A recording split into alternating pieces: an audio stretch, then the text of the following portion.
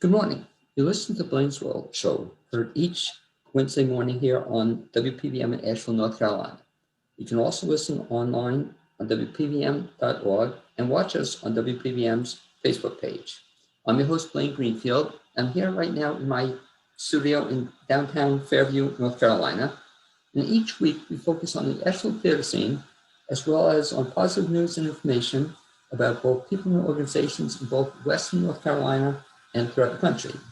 And toward that end, it's my pleasure to introduce my first guest, and he is Andrew Gallant. Welcome aboard, Andrew. Thank you very much for having me, Blaine. Well, thank you again. This is now the 17th time you've been on the show, or 8? No, not quite that many. But you can also, by the way, wave to all your fans and friends in Facebook world. So if all's working, everybody's going to see you on Facebook. And I know Andrew as an acting teacher, who is also an actor, director, playwright, and formerly of DePaul University's theater school. And prior to coming to Asheville, Andrew ran the Green Church Studio in Chicago, a private acting studio specializing in classes in the Meisner approach. The students have gone on to star on stage in shows like Stranger Things, If Bill Street Could Talk, HBO's Native Son, Chicago, the PD Fire, Madden series, $1 Million Quartet, Book of Mormon on Broadway, and many others. So the question I always ask Andrew, I guess the first time, I think I asked you previously, but just how did you get into theater in the first place?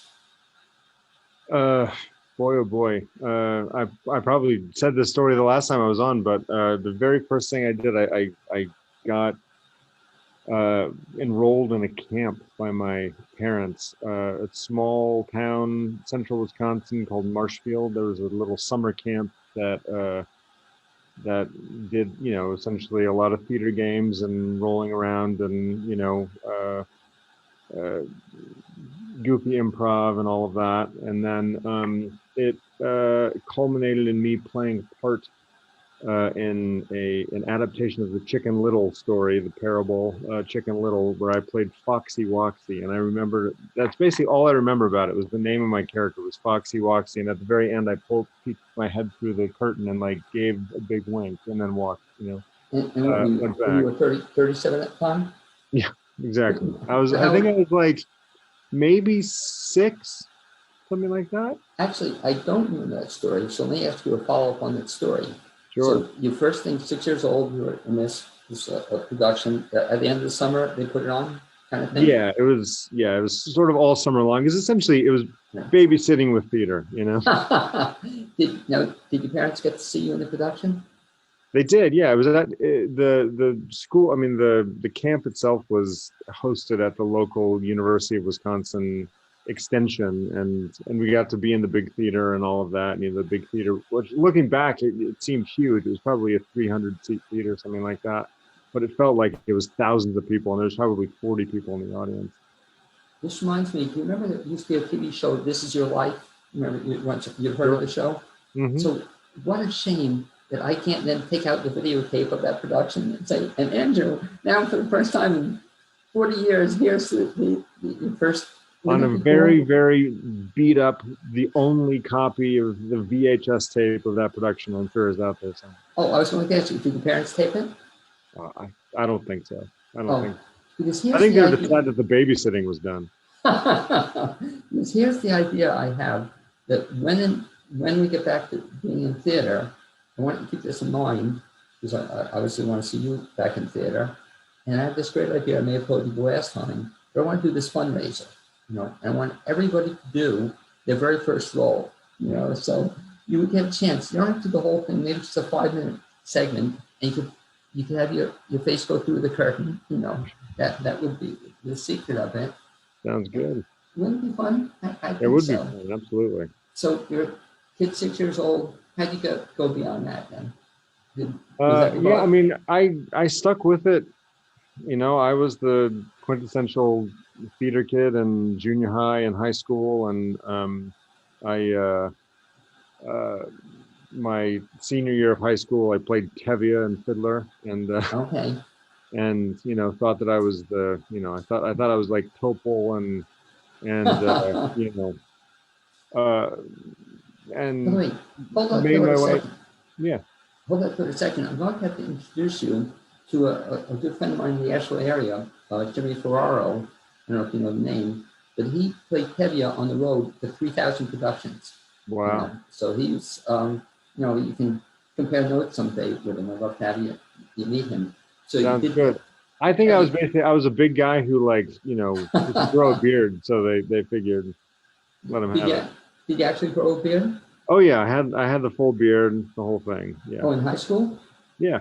Very, very cool. So Yeah. then when you went to college, did you study drama? Yeah, I went straight to University of Wisconsin-Madison and I studied theater and drama there. For about a semester, I convinced myself, acting is nuts as a career choice. So I'll work backstage. I'll find I can join Yahtzee and pull some curtains and build some sets and things like that. So I thought that would help me get my fix. But by the second semester of my freshman year, I was in acting class and auditioned for the acting program and got in and I've been doing it ever since. And then I right out of University of Wisconsin, I went to Liverpool to do a postgraduate diploma at the Liverpool Institute for Performing Arts, which is housed in the old school that was the Liverpool School for Boys, where Paul McCartney and John Lennon went to school together. And Paul McCartney is sort of like the lead patron of that school. So at the end, you get to meet him and everything and shake Oh, his hand. really? Oh, very cool. Yeah. Um, and then after that, I moved to Austin, Texas, where I worked professionally for a few years, and then I got into grad school at DePaul in Chicago. And so really, it's been sort of a straight shot for me. I sort of can never get myself out of theater and out of acting. So I've been there the whole time. And then you have a choice now. I oftentimes ask folks that so you did acting, but you've done a lot of directing too, Yeah. and you've done teaching. At all three of them, do you have a preference as to what you like doing best? They really all do scratch different itches.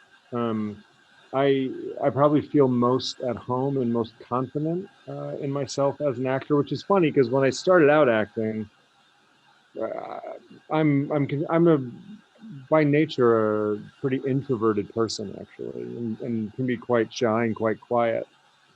On some level, I think that me being an actor was I I don't know was a choice that I made or a challenge I made to myself early on that I'm going to get over that shyness and that introversion. Um, but it's certainly the thing that I'm most trained as is a performer. Um, as a director, I'd say probably I'm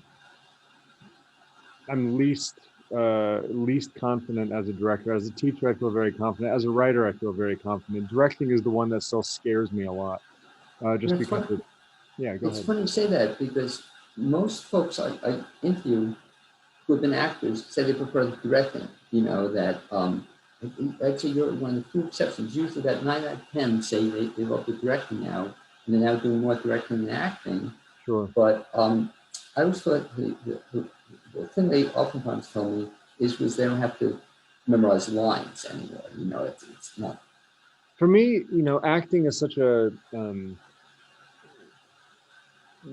thing that I love most about acting is that it really is, to my mind, it's an act of radical empathy. It's about challenging yourself and figuring out what leap I need to take as a person to put myself in the situation that I'm in a play and I believe that, every one of us is capable of all things. Every one of us is capable of great, sacrifice, and each one of us is capable of terrible selfish acts. We just have to find the right circumstances that bring us there personally. So when I find myself directing, the thing that I get quite overwhelmed by that because I feel like in order for my directing to be good, I have to put myself in everybody's shoes, as opposed to just that one person that I can just, really dive into. Well, I guess you have the key to the whole thing. It will just have you direct one person plays. Yeah, So, well, there's that too. I could definitely do that. and then have you also get into? I think you were the one who introduced me to it. it's the Meisner approach that's your approach to teaching acting. It is. And kind of, if I can ask you the Reader's Digest version of what that is. Yeah, so the Reader's Digest version would be, I mean, trying to figure out the right entry point. Sanford Meisner himself was a very famous teacher who taught for decades. He was a member of the group theater in New York, came out of the group theater and taught for decades, and taught people like Diane Keaton and Jeff Goldblum and Mary Steenburgen and Robert Duvall and on and on and on and on. But really, he's rooted in sort of what we think of now as classic realism, in the school of Stanislavski, which was just sort of, coming into vogue at the turn of the 20th century. But his particular approach, the brilliance of it, to my mind, so essentially Meisner technique is rooted in Stanislavski and realism, but he was very much a believer in training actors as if they were musicians or other kinds of artists. If you're a musician, you have you can look at a concert pianist and say, wow, I can't do that. My fingers don't move like that. I don't have that coordination. I don't have that ability. But Meisner, sort of recognized the fundamental truth of acting, which is that when it's good acting is invisible. At the end of the day, it's a person being a person, and you just believe it. That's a person being a person. They are that person. They are the character they're playing, and the person. There is no longer a divide between those two things. So a lot of times people sort of think that they don't have to train, or if they have to train, they can train their voices or train their bodies. But Meisner realized that there's so much self-consciousness that comes into that act that he had to train people systematically to lose their self-consciousness. And the way that he sort of developed over time was to place attention and to really train an actor's attention. And it starts off really simply with this thing called the repetition exercise, which is essentially an act of observing, starting with like a physical observation. So I might notice, I might look away and I turn towards you and I say, you've got a brown mustache. And you would repeat back, I've got a brown mustache. You've got a brown mustache. I've got a brown mustache. And we sort of go from there, noticing any kind of organic changes that might occur. Like you might notice, I do have a brown mustache, in which it's my job to say, you do have a brown mustache, to accept those changes and to really just pay attention to what that moment gives us.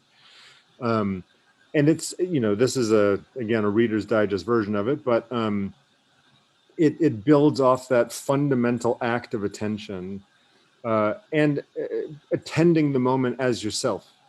And from that, impulse grows and the depth of it grows over time. And then there's similarly exercises for your imagination, exercises for ways of personalizing texts. It really is a systematic approach. Yeah. Well, one of the disappointing things, lots of disappointing things with this virus situation, but I was really pleased with the fact that you were actually bringing the Meisner approach, we call it, to Asheville. I think you were one of the first ones. You were doing it with somebody else, I believe. You were starting to offer courses in technique. Yeah, me and Robert Dale Walker did a couple of classes. And it's a shame because Robert Dale Walker's been on the show, direct actor as well. It's really a shame because they were getting off the ground. Now all of a sudden, we're not offering them anymore. We're not offering. I mean, the acting classes are tougher, I should say. They're not impossible, but there's something about being in the room that is very important, I think, for an acting class, and that does just lose some of the luster on video. Now that said, my studio is offering. We have offered a lot of workshops, and I'm offering a couple of classes that are not specifically Meisner acting classes, but there are some other courses that I'm going to be teaching starting in January. What, via Zoom? Yeah, via Zoom. Yeah. Okay, cool. And by the way, please make sure you let me know about them for two reasons. One, I'll put them in my blog, and I'll mention them and tell people to sign up for them. Sure. And two, let's see, we'll certainly get you on again in the spring, talk about some of the other stuff you're doing in terms of acting classes as well. But something you just mentioned also, in terms of, and I realized it, but even if you're an actor, been acting for a long time, you still should be taking acting classes? Is that something that people should do? Yeah, I think, so much of what acting is about forcing yourself to click off autopilot and get yourself out of the ruts that life puts us in, and it really does. If you there's so much there's so much monotony in day-to-day sort of socialization that happens that can get in the way of following our authentic impulses, and we numb ourselves in ways from all of the possibilities that we have. So I think, as an artist, any kind of artist really, I think you're never done learning, um, and every experience will show up in your work, whatever it is. Even if you take classes, I've certainly taken classes that um, you know not had the best time in, uh, but which is not my classes, I just like to say. But when you find yourself in a class, you're stretching the boundaries of your humanity. So checking in with different parts of yourselves and following different impulses that you didn't know necessarily were there. I think that's hugely important for an actor. I may have asked you this off the air at one time, but in terms of your courses or Meisner approach, just working with you, can you work with somebody who says, I can't do this because I have a bad memory? Do you deal with that in terms of the courses? Absolutely. In fact, the Meisner technique starts without text. In fact, I don't introduce text until the end of the second level of class. It really does focus on authentic impulse, and it's really improvisational in a very specifically structured way. Um, but it's not, hey, we're in a Starbucks, and it's not that kind of improv. It's which incidentally it would be terrible improv. Hey, we're in a Starbucks, and you wanna, yeah. But uh, you know, uh, text puts you in your head. And so much of the work that we do in the Meisner class is about getting you out of your head and following your authentic impulse, and getting out of yourself, out of your, judgmental, self-critical mind. That if we introduce text too early, it ruins that. So, yeah, you don't need to have, you don't need to have the ability to memorize right away in class, and the gifts really are pretty huge, even just personally. I found with the Meisner technique. Quick story I may have told you, but maybe about a year ago, it was in a show, Hands on a Hard Body. Hmm. Um, and you know the show? I do. Anyway, and my wife was disappointed. She thought I was the hard body, but I had to explain to her I wasn't. But I had, Andrew, I had like 5 lines, which is about my maximum. And even that was tough for me. And one of the lines was said, if you keep your hands on the truck, you can suffer from psychosis, hallucinations, and something else, whatever. And so I get up and do the line and said, you gotta be careful, you keep your hands from going on the truck, you can suffer from psychosis and halitosis. So one of 5 lines, I blew it, but fortunately your point was well taken. The guy playing off me saved it. He said, Doc, don't you mean, hallucinations? But Anything can happen. exactly, and happened for me. I once saw a production of Hamlet where Hamlet walked out and forgot the speech, went out and said, "Be," and then walked off stage. It was Yeah, amazing. and that was the last time he was in that production. Okay. Unreal. Yeah, it was. Yeah, I mean, that's what happens when you have, it was a not great production. And Andrew, talking about change, one of the reasons I actually asked you to come on board, I don't know, forget it, but I remember when I first met you, you had a slightly different look, you know, and I met you at the radio station, and what were you, like 50 pounds over what you are now? Uh, More than that. Were Uh, you, yeah, I was, and you met me when I had already started losing weight. oh, really? What Yeah, was your heaviest? I mean, my heaviest was A lot. like a lot, a Yeah. lot. I literally weigh half of what I did when I started. And recently, I was so impressed with it. You and I are friends on Facebook. And all of a sudden, I'm reading it one day, and I see this picture of you. I didn't recognize you. And if you tell the story, you had a picture, I think, with a shirt. It was such a moving story. Oh, wow, you even have the shirt. I do, right here. Check it out. Well, it's just This shirt. such a great story. It inspired not only me, lots of other people. But tell the story behind the shirt. So I have yes, this is the shirt right here. Um I've struggled with the weight my whole life. It's something that has been kind of an albatross around my neck, as I know it is for a lot of people. I grew up in Wisconsin, and we like our, our frozen dinners and cheese curds and our beer and everything else. I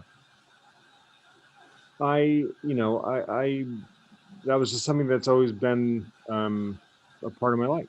Uh, Sort of gaining and losing weight and that yo-yo thing. And I bought this shirt in Marshfield, Wisconsin, my hometown, in 2002, um, which was the first time that I ever lost a significant amount of weight. I lost about 100 pounds over the course of a summer. And frankly, I did it really unhealthily.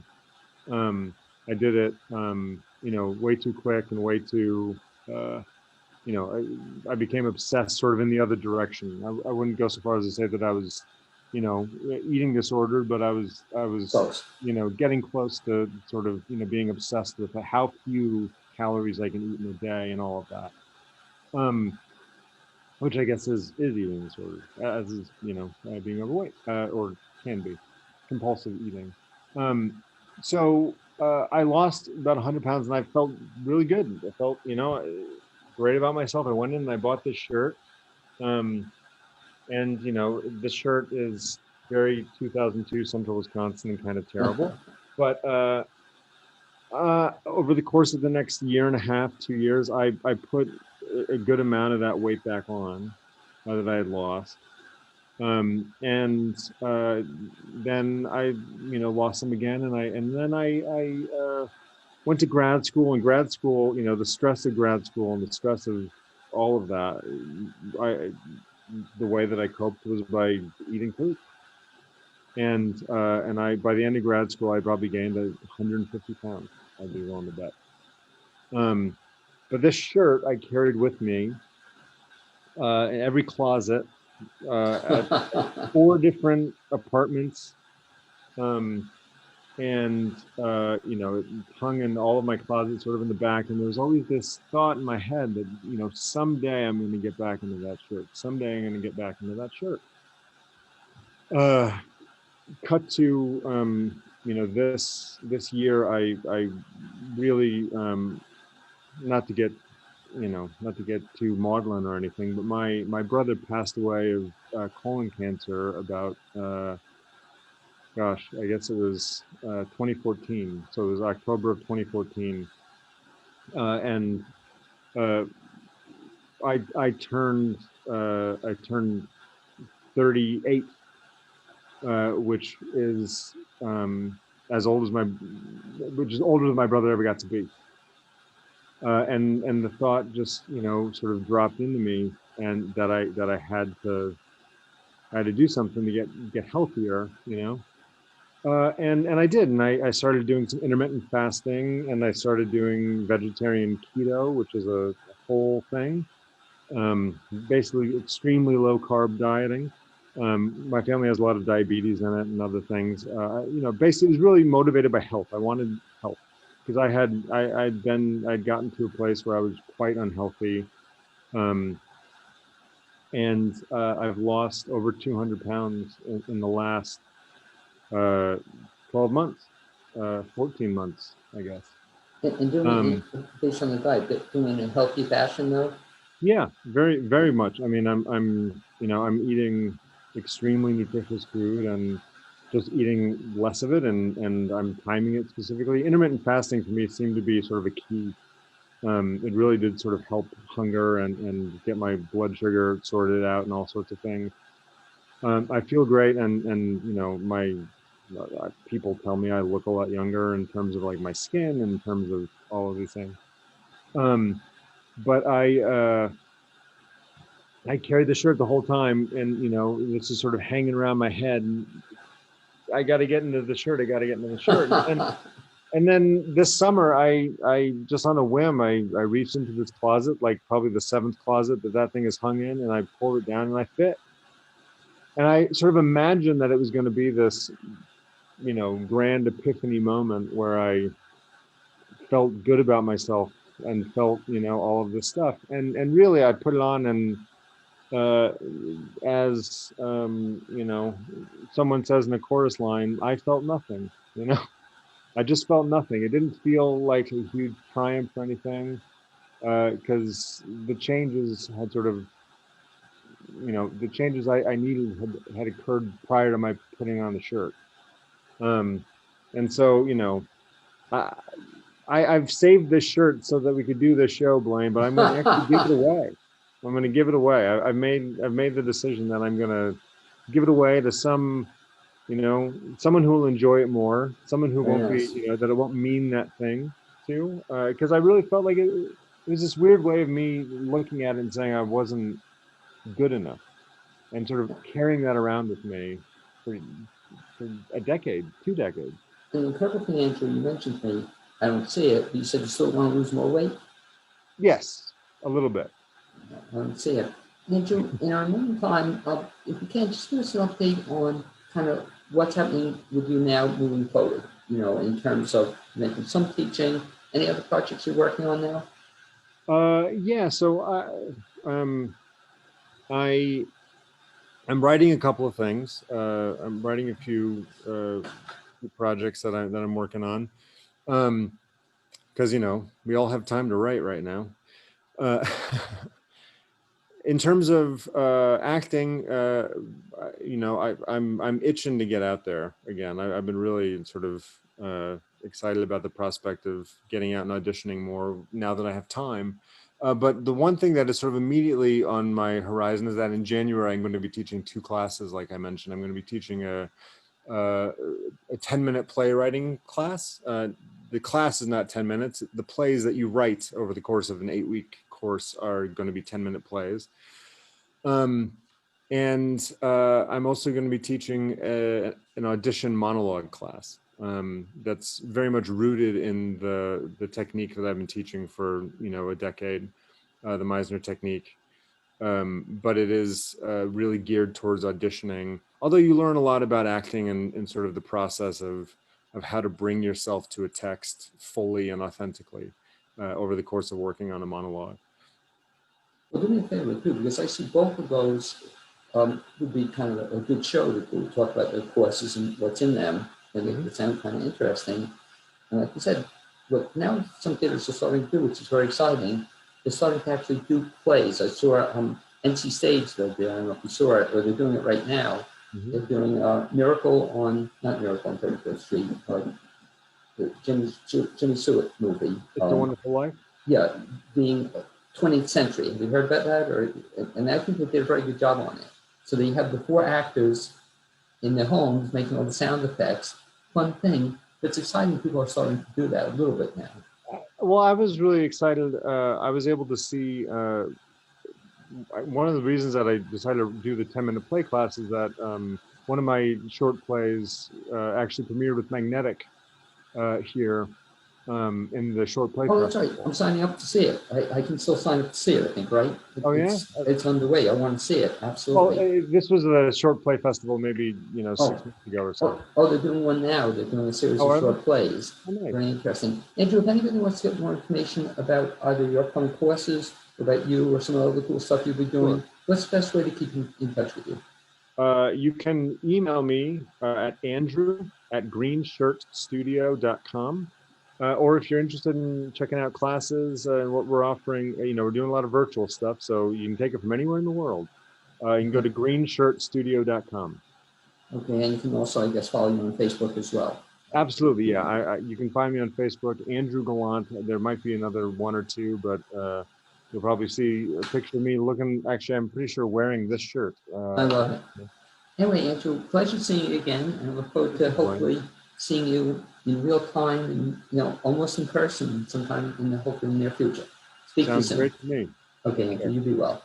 Okay, I'm going to find. I think I've lost my other guests, but we'll say goodbye to Andrew. And you can. I'm going to put you in the waiting room. I think, Andrew, if I can do that. I see other guests. High tech here. Good seeing you. And we're now going to bring in my other guests, and as they kind of work their way into the Zoom studio, I have Andrew. I didn't want Andrew on board. Andrew, I'm back. I got you. Okay, I got my. Sorry about that. We'll have Andrew. High tech here. Okay, we just have to get rid of one other person, guys, and I'll be with you. And I think there we go. Hey, guys. Hey! Okay, as you work your way into the fabulous Zoom studio of WPBM, I'd like to mention that WPBM's mission is to foster community through programming that cultivates dialogue to inform and entertain. The station provides the medium for artists, business, community leaders, and nonprofits to share their voice on radio. And listeners are invited to help support our efforts for making a tax-deductible contribution. You can do so by going to the website, wpbmfm.org, and looking at the donate option on the upper right-hand side. It's now my pleasure to introduce my second guest of the BLAINESWORLD show. I think it's now the 17th time or the 18th time we've had you on board. It's somewhere in there. I've lost count. Okay, but they are Erinn Dearth and Dan Beckmann, and welcome aboard, guys. Hey, good to be here. Yeah, thanks for Floating having in the us. sea of Blaine. Exactly, and you can also, by the way, wait for all your fans and friends in Facebook world. I didn't know I had any. Okay, well, sure, exactly. And you know what we should do too? You did it in the last movie. I should have asked you to trade your voices. Remember in the movie you had one part? Oh, yeah. where Erinn was talking and you were mouthing it, but you don't have to It's do a lot that. harder to do without post-production, It I is. find. Anyway, I should mention that Erinn is, I guess, founder and executive director of something called Spring Theater. Dan Beckmann is involved with Spring Theater. He's also he's a little bit of everything: photographer, dancer, singer, performer. So is Erinn. And by the way, not belated congratulations, but this is the first time you've been on the BLAINESWORLD show as an engaged couple. So That's true. okay. Thank you. That was so exciting because I got to see the engagement, and We did it in Blaine's basement. that's what I look up. Tell the story, Dan. It was just such a great story how you did it. Oh, so Erinn and I normally, when we're not locked down from the little pandemic you may or may not have heard of, we're normally touring all over the country and parts of the world as performers.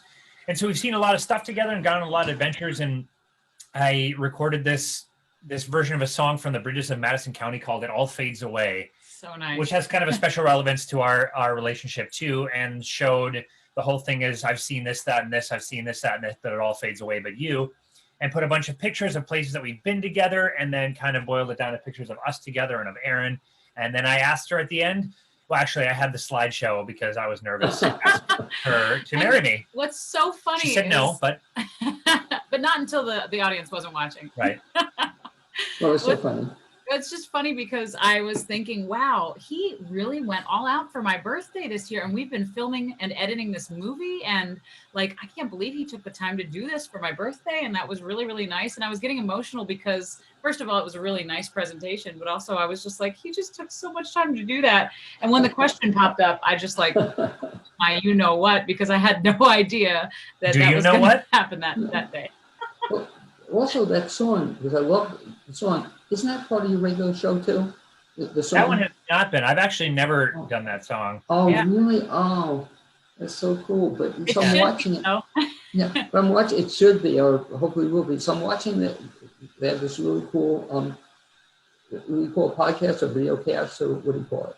We It's generally live. call it. It's like a talk show. Yeah. It's a live talk show. But it's so much fun. So I watch it every Tuesday night at 7 o'clock. I'm watching, having a good time with it, and hearing that. My favorite part, of course, is that the beep, the thing you squeeze, the noise. So I'm hearing it the whole show. And all of a sudden, and I've always told you that I love it when you do a song at the end, just to show your talents. And they're such talented performers. And watching and saying the same thing to Erinn. It's kind of nice, beautiful song, pretty pictures, and I know the person in the picture. And all of a sudden, you got me, Dan. I was teary, Cynthia was teary. I think everybody was. It's just really cool. And then it was nice. The parents were around too. What'd you say? Your parents were around to see that too. Yeah, we actually film it at my mom's house a lot because we live in the boonies right now that doesn't have the best internet, and so we were definitely in their house. The internet is a chain of locals just kind of passing messages by shouting across the fields to each other. Smokestacks. Yeah. But this is really nice to be part of your engagement. It's just really exciting. So thank you. I just love it. I appreciate that. And looks like the biggest present for Erinn's birthday was to me. It was. Oh, okay. I thought you were going to say the hats. Oh, that too. Yeah, that's second. You went all out to get this for Christmas. I should mention Hanukkah hats, by the way. Yeah. And Kwanzaa too, and Festivus. Ramadan. Yep. How can I forget? I should mention, by the way, that Erinn mentioned the weekly interactive show at 7 p.m. on Tuesdays, where they try to accomplish our mission to play with purpose. I love it, and interact with the internet as much as possible. Dan's been teaching photography courses. Erinn's been teaching cat plant lessons. Been teaching acting classes as well. I love Dan's background, and can I share this, Dan, because this is one of the better bios I've seen. Dan, for the benefit of the people, I don't know if you've seen this, Erinn, I'm sure, was born in the back of a KFC. Very interesting. The kitchen in a kitty litter club used to catch the grease dropping from the deep fryer. But the excitement didn't stop there. As soon as Dan learned that with just one thumb and a bindle made from his baby blanket and a plunger handle, he could hop a train and ride anywhere from here to Yukon. He enjoys collecting rocks shaped like a famous carving compound and loved to thank his dog. Fascinating, Dan. I didn't know that about you. Yeah, I didn't either until I wrote it. and I like it. When we thank Erinn, we thank the dog. So that's very appropriate. I'm sure she feels the same. We're also one and the same, me and the dog. So. Okay. I saw the picture of the dog in the Dave. I haven't met the dog yet. I met you folks. I met everybody else, but we'll meet the dog the next time. Yeah, we'll try to get him involved. Yeah, he's a sweetie. But actually, get him involved in one of the weekly shows. Introduce him. Your fans. You should do that. Yeah, it would be fun. Does he do tricks?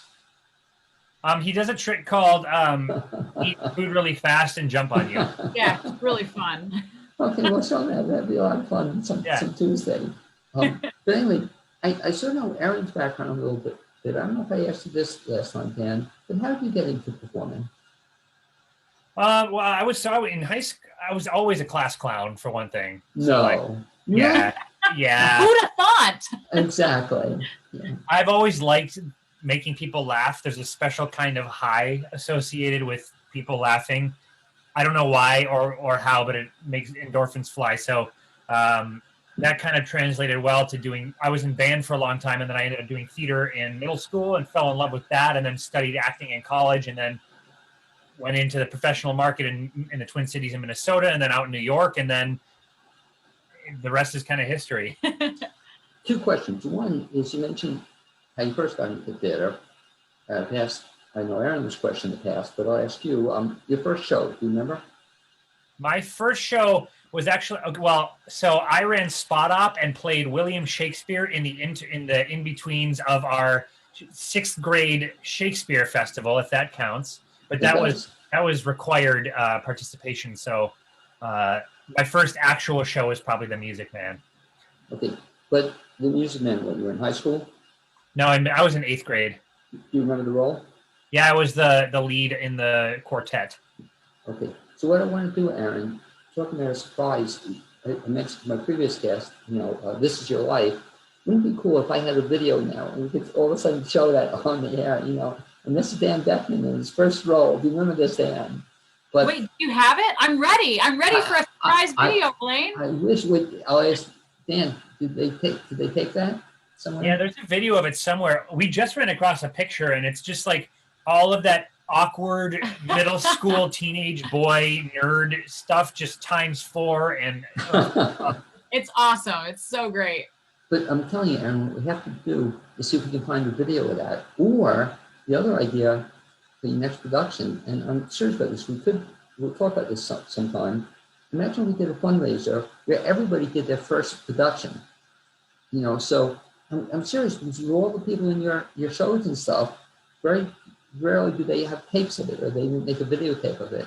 So wouldn't that be fun if everybody, you know, just like you're doing this, get everybody do it Zoom, not the whole show, but 5 minutes, you know, so we have 5 minutes of Dan doing Music Man, you know. You remember your first show, Erinn? So I think my very, very first show was in an acting camp, but I'm pretty sure it was. I love that one. Yeah, I think it was something about recycling, and there was an owl that I really wanted to play, but I got cast as kid number 8. Yes, is the owl now. Thank you. Do you remember the role? I do. I had one line, and it was, "You can't throw those in there. That'll kill the fish." Do you remember that? Oh yeah. Amazing. Amazing. I'm serious, and I'll even help with that. Volunteer. I'll even be a sponsor. Spring Theater 2021. We could easily do it, half an hour show, an hour show. If so many people would love to do their first show, you know, just like we did this one, keep it 3 minutes or less or whatever, do it via Zoom and put a highlight wall of it. Wouldn't that be fun? I think it's a great idea. I'm serious, and like a jerk, I'm working to volunteer to help with it, in terms of, you know, be a sponsor, whatever. I think a lot of people get a big kick out of that because they could show them their parents, their kids, their, you know, whatever. Here's the very first thing I ever did. I'd share that with others, but I'll do it with you guys if you want to do it, you know, next year. It would be very appropriate for spring, because next year is actually Spring Theater's 10-year anniversary. So it's going to be our 10th year in business. Well, you mentioned, I know you're having you're coming out with a calendar for the 10th year, but I'm very serious about this. Remind me about this, though, but I'll often help you. I see it. I've mentioned to other people. It would be so appropriate, 10th year, all your group of, you know, performers, they have the chance to submit a video. I have to mention one other thing, Dan. The video has to be horizontal. Is that right? For those viewers at home, that's a reference to the socially distanced film we're making, where we have to harp on our actors not to film cinema scenes like this, but like this. It's so funny because what's been interesting about the entire process about working with actors at home is, I would say actually getting to working on the acting is probably 25% or less. I'd say it's like 6%. Yeah, it's more like, here's what you wear, here's what your background needs to be, here's how to hold your camera, here's how to make your lighting. So that's been the biggest challenge in working on socially distanced cinema. And I appreciate you guys so much, because it's been a challenge for me too. You know, it was enough to just do something, but then you have to have all these other aspects. And the way you're doing it, I think, is so good. You know, you're sort of teaching us each week, you know, and you're saying, you give us like an assignment, do this, you know, and it's very doable as opposed to telling us all at once, you know, so kudos to you. It's just great. I'm glad to hear that. Yeah. No, it really is. And kind of that's a perfect segue to, it's not the first time I met you, but it's one of the times I met you, that this was, I guess, last year. You did this little movie thing. You know, it's just a little small project where you just got some, like a Mickey Rooney, Judy Garland thing. Let's get together and make a movie. Talk about that thought process. Well, this was It was actually this year in March. Okay. Our production of Children of Eden got canceled at Spring Theater, our season opener. We were going to go into rehearsals on Monday, and the world shut down the Friday previous. Yeah. So we were like, we got to do something. And we basically put out a big call saying, Spring Theater, you know, if you guys were involved in Children of Eden or anything, and you are now not out of work, but out of play, I guess, and you want to come create something digitally, we're going to do what we're calling the Digital Performance Project. And we had no idea what that was. We were just like, let's come out for it. And I was expecting about 30 people. And we got something like 115 people altogether who all wanted to do this thing. We didn't yet know what it was, and it turned into a feature-length socially distanced film that was directed over Zoom and filmed by the actors in their homes and then edited into one big 2.5 hour movie. I was going to say, not just any movie, like a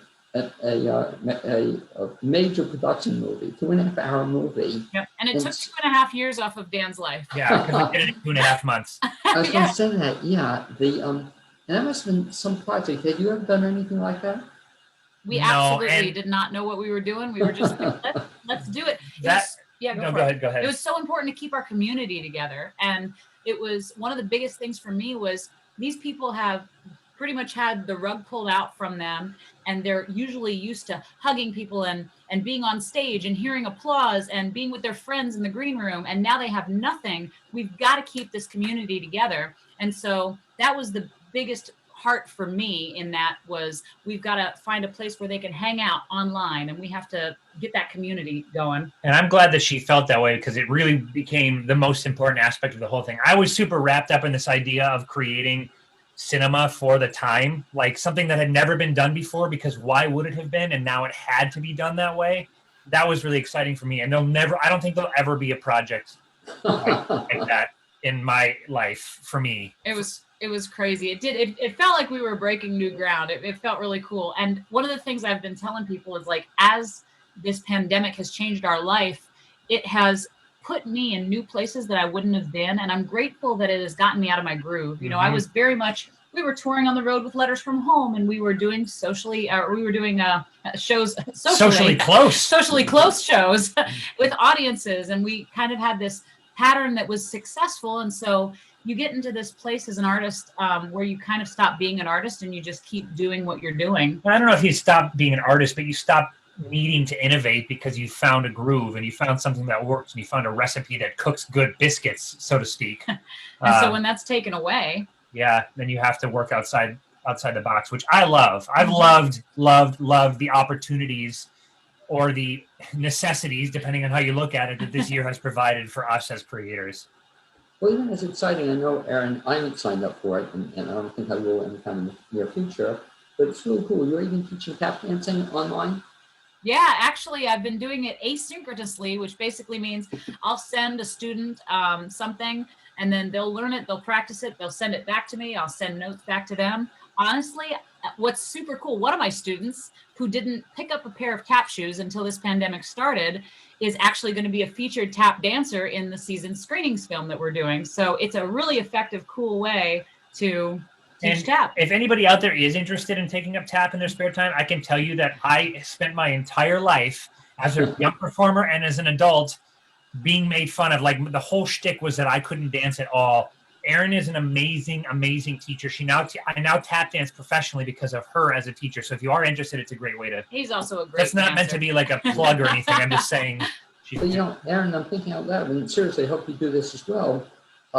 Hopefully, I'm going to get to see a recital of these people taking a class. That's a great idea. I'm so glad you said that, Blaine. It will be done. Yes. Okay. No, but just 2021. I'm ready. No, but since actually they're taking the course, and again, the option is they don't have to, but the option is they could if they want to perform. And really cool, and Dan can do it, is to have each person do their 5 minutes individually and to have a final group performance. I would recommend a movie to you guys. I know, Dan, you love movies. I do too. Yeah. Even though I was disappointed, I sent you a suggestion last week. Let your audience participate in the contest too. Because, you're saying, you're asking, what movie is that? I love that contest. And I know, you're calling me. But you got recommendations, strong recommendations going on my list of favorite films. A film called Stormy Weather. Have you ever heard of it? No. I haven't seen it though. Put it down. It's the first big all African American film, and I'm getting chilled. The last what? Like the first one ever? First all musical. I think it may have been. Cool. But they have the last 8 minutes is just a dance sequence with mostly tap dancing, and with Cap Chloe's orchestra. Have you ever heard of the Nicholas Brothers? Oh yeah. She loves the Nicholas Brothers. Well, they do that. You know the famous scene where they do with the pianos? Yeah. Yep. So this is where it's from. So if you get a chance, Stormy Weather, one of the best films I've ever seen, it's almost all dancing. Cool. So then also I picked up too, from following you a little bit that you're also, and I've seen your photography as well. Was that as you were acting, or that kind of picked up on the side, the photography? Say that again. What? The photography. Yeah. You also, you're a very talented photographer. You also teach photography? Yeah. Why, you want to learn? Well, in my spare time, you'll teach me. But do you teach that online as well? I haven't done any. No, I've only done in person. We did some socially distanced master classes this summer, but I think in the January, February area, I'm probably going to try and put together a couple digital master classes. Because I chose them, I think about it, but basic stuff that you don't think about it until you reminded me. And so it's stupid, but I put it in my blog, not stupid, but when you're using your iPhone, it's not a bad idea to clean off the lens every so often. Even when you're a teacher. Yeah, that's what I use. It's great. Yeah, he's taught me more about like even iPhone photography. There's just so many things that you can do, whether you have a beautiful giant camera that costs you thousands of dollars, or whether you have your phone in your pocket that has a camera on it. There's so many things you can do that Dan's taught. Yeah, so many. you just gave me the idea, Dan. That would be the incentive for anybody signing up for the course. For doing it in 2021. They'll even get one of your T-shirts to clean off the lenses. Oh, that's fun. So we actually talked about doing a web series, or like a web series on iPhone photography tips called "Wipe Your Lens" with Dan Beckmann. Yeah, I love it. But sign up for it and get a T-shirt. Talking about signing up for it, we're on the tail end of this whatever you want to call this. Talk a little bit about what we're now working on. So we did the one film, 100 and plus actors in it. And now you decided to, Glutton Punishment, decided to do another one. What brought that on? We were like, let's make a smaller film. We'll cast like 10 people. So we have 75. It is smaller though. It is smaller. This one should. Yeah, it should come in. I'm sitting in front of my editing timeline right now, and it should come in at around probably about 50 minutes total. Which is what we were shooting for, because one of the main reasons we wanted to do something shorter is we wanted to get it out there to some older folks, like retirement communities. We also wanted to get it out there to children's hospitals and like places that don't have a whole lot of entertainment coming in or are completely shut down. So we wanted to make sure it was a digestible length. We also had a bunch of friends say, "We started your film tonight. We're going to watch it over the next few weeks." So I was even in it, Yeah. And Erinn, you're laughing.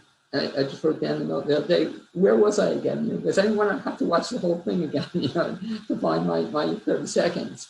But I think you're at an hour 48. Yeah, something like that. But I thank you for giving that information. Otherwise, you were just a cameo in the other one. You're a full-fledged member of the one. Yep. So. Full-fledged. So what's the idea behind this one?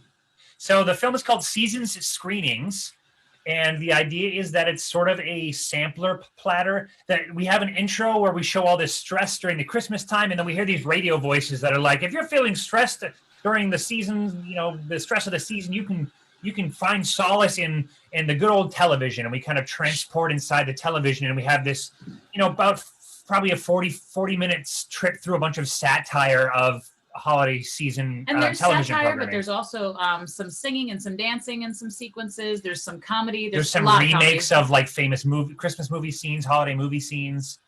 And it's like he said, sampler platter. That's my favorite way to describe the film, because it has a message and it has a heart to it, but it's very much like an old variety show that you would just be watching on television. It's like a variety show that has one sort of returning narrative that kind of follows us through the whole thing. So but it's got commercials. In fact, Blaine is one of the commercials. We won't give too much away about that because you're going to have to tune in to see Blaine. But let's just say he gets twice as her suit. How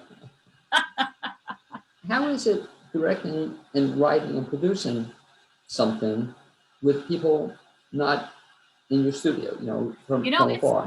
It's not easy, Blaine. I can imagine. We have learned so much about communication this year, because you can tell someone something and think that you are being absolutely clear. You have a conversation with them one-on-one. You have a Zoom meeting. You follow up with an email. They give you the thumbs up, just like Blaine always does. And then you get it back and you're like, oh, that's not what I was expecting. Which brings me to one of the biggest, if not the biggest lesson I've learned in this process. starting with Lock-In, is that if you have a budget for filmmaking and you're making a film, spend your money on your editor, because your editor will save your production and will make or break your production. I mean, there's so much that you don't think about as theater performers, but when it comes to film, there's a reason that the director and the editor sit in a room for most of the film's production period, because that's where the actual pacing and the theatricality and all of the stuff that you normally do in person on stage is done. So now Dan will watch any movie and he'll be like, "Ooh, that editor did that. That editor did that." Like, it's no longer about the directors or the actors. It's all about the actors. Actors don't do anything. It's all the editors. I will say, after doing all of this, I find acting to be real easy. It's like a walk in the park now. I'm like, "Ooh, I get to do my scene today. It's like a day off." Well, it's like funny. You taught me this too. Right now, I begin to see the value of it. That anybody in this particular production, and I'm honored to this very small part in it, that you also had us do and explain why several takes of it. So it you just couldn't. I didn't think it was strange, but you say repeatedly, "Don't send one take. Send it." I think you said three. It sounds. It was even. I don't know how it came across. It even sounds funny. I'm saying take one. Take two, take three. But I guess that's where the editing comes into play. You kind of look at it and pick and choose. Well, especially for this, if we were doing a proper film and we were in the studio on location with our actors and we were able to give them direction from behind the camera, I promise you that we would know the take as soon as we got it, the winning take as soon as we got it. But here it's like, we don't know what everybody's going to bring to the table. And so sometimes we've had to completely change directions of the way that something is written. And so having a variety of takes with different intentions and inflections and beats and things like that from the actor makes it much, much easier to make a really entertaining and cohesive piece when you've got 70 cameras filming 70 actors in 70 locations with everybody doing their own direction. And it's exciting to get the footage back, because it's literally like opening up a grab bag at the fair, because sometimes it's like, "Oh, this is exactly what I wanted," and sometimes it's like, "Whose dog got in here?"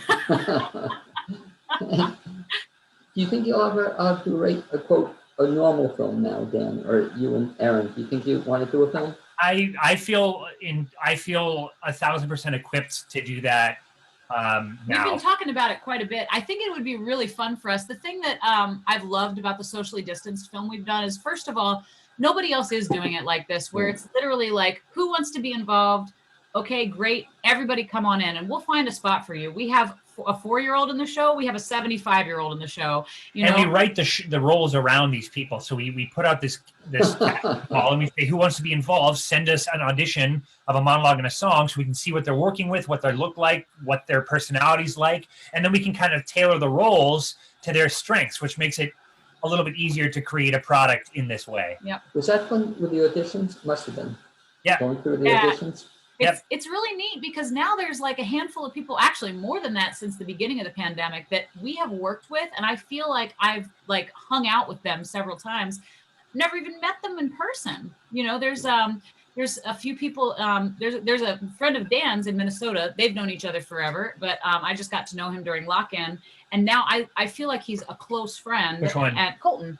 And I feel like I've known him forever. And like the fact that we haven't even seen each other in person, like, blows my mind, because I don't feel that that's been true. Colton's cool because he was a very, very dear childhood friend of mine, and we haven't spoken in probably 10 or 15 years. And now we're talking every day again, which is really cool. It's reconnected us with a lot of people in our life. Just the forced digital way of things. It doesn't feel like we're so far apart anymore. Yeah. It's nice.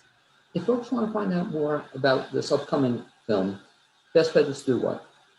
Probably on our website at www.springtheater.org, theater with an R-E. Yep, and you'll see the chapter season screenings. It's on our homepage right now. It's going to be premiering on Facebook and YouTube at 7:30 p.m. on the 23rd of December, and it's entirely free. If you tune in for the premiere, you'll get to sit and watch and live comment along with all the cast and the crew who are seeing their stuff for the first time too. So that's going to be really fun. So if you want to get to meet the cast virtually, they'll all be there on Facebook, and they'll be commenting, and you can tell them they did a good job or that they did a terrible job. but keep those comments to yourself. We'll edit them out. And lastly, if folks want to get more information about Spring Theater in general, best bet is to go to the website. Website. springtheater.org, or on Facebook at springtheater.org.